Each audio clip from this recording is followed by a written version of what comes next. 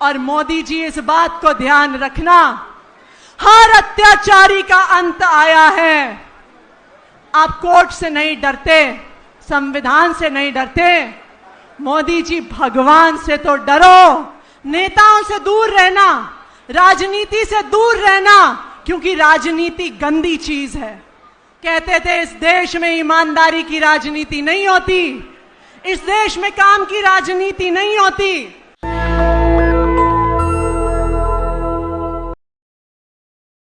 वही जंतर मंतर है जहां 15 साल पहले आपने इस क्रांति की शुरुआत की थी, जहां 15 साल पहले पूरी दिल्ली से, पूरे देश से कुछ लोग उठ के आए थे और उन्होंने कहा था कि हमें इस देश को बदलना है। कुछ युवा उठकर आए थे जो अपनी नौकरियां छोड़कर आए थे और उन्होंने कहा था कि हमें भ्रष्टाचार मंजूर नहीं है, हमें ये गंदी राजनीति मंजूर नहीं है, हम इस देश को बदलेंगे, हम इस राजनीति को बदलेंगे। और आज 15 साल बाद जो युवा यहां से आवाज उठा रहे थे, आज वही युवा आज हमारे मंच पे बैठे हैं।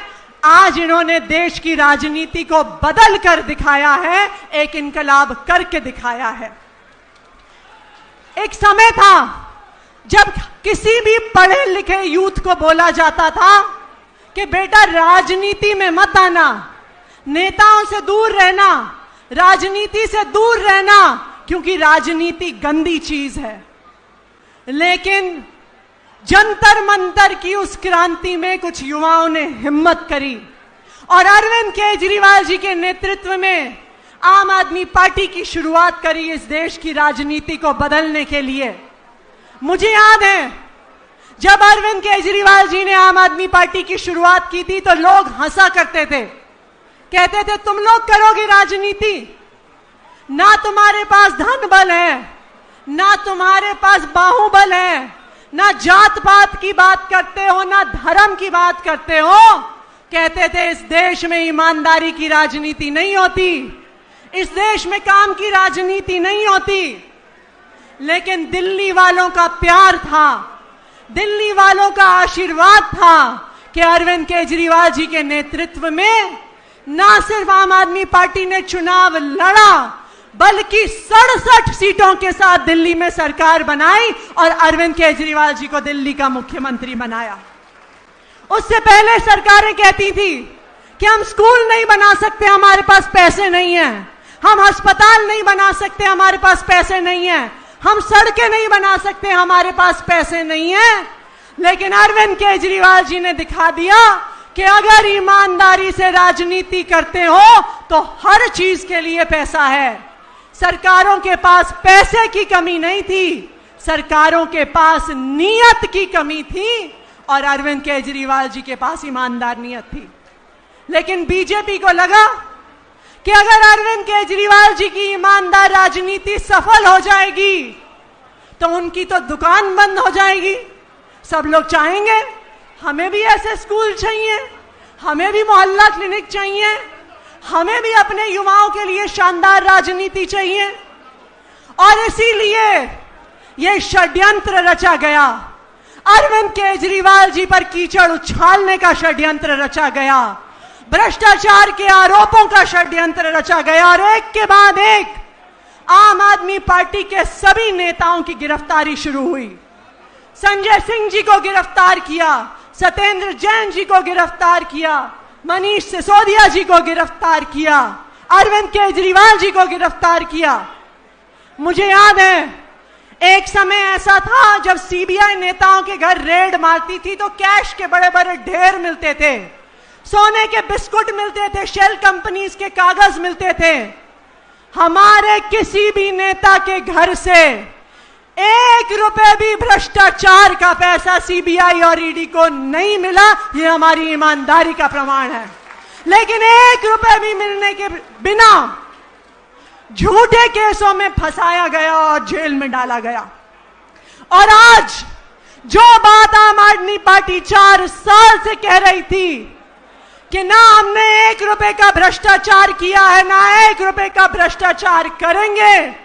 आज राउज एवेन्यू के सीबीआई कोर्ट ने उस बात का ठप्पा लगा दिया कि आम आदमी पार्टी कट्टर ईमानदार है, मनीष सिसोदिया कट्टर ईमानदार हैं। सिंह जी के बुजुर्ग माता पिता के आंसुओं की कीमत कौन चुकाएगा?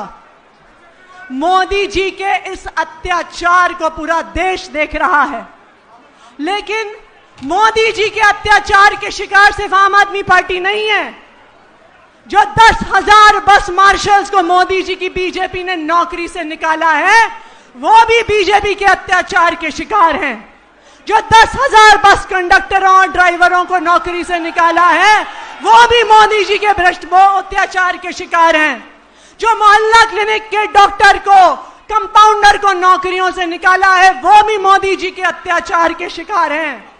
लेकिन मोदी जी इस बात को याद रखो कि जब जब भी देवीय शक्तियां थीं, जब वो पैदा हुए, कारागार खुल गए, सारे जो वहां पे सैनिक तैनात थे वो सो गए, यमुना नदी चीर के वासुदेव जी उन्हें मथुरा ले गए, क्योंकि कंस के अत्याचार के खत्म होने का समय आ गया था।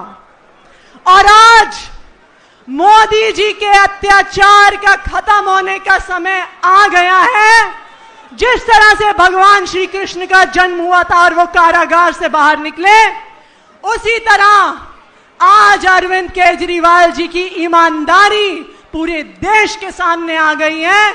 अरविंद केजरीवाल जी की सच्चाई को कोई नहीं रोक सकता, अरविंद केजरीवाल जी की अच्छाई को कोई नहीं रोक सकता।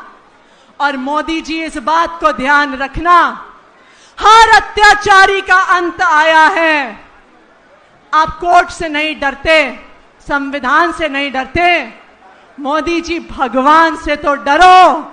भगवान को नेशनल दस्तक की आपसे गुजारिश है कि अगर इसको बचाना चाहते हैं तो नेशनल दस्तक को सब्सक्राइब करने के लिए रेड कलर के सब्सक्राइब बटन को दबाएं, फिर बेल आइकन की घंटी दबाएं। नेशनल दस्तक को बचाने के लिए बहुत जरूरी है कि हर खबर को शेयर करें, लाइक करें, कमेंट जरूर करें।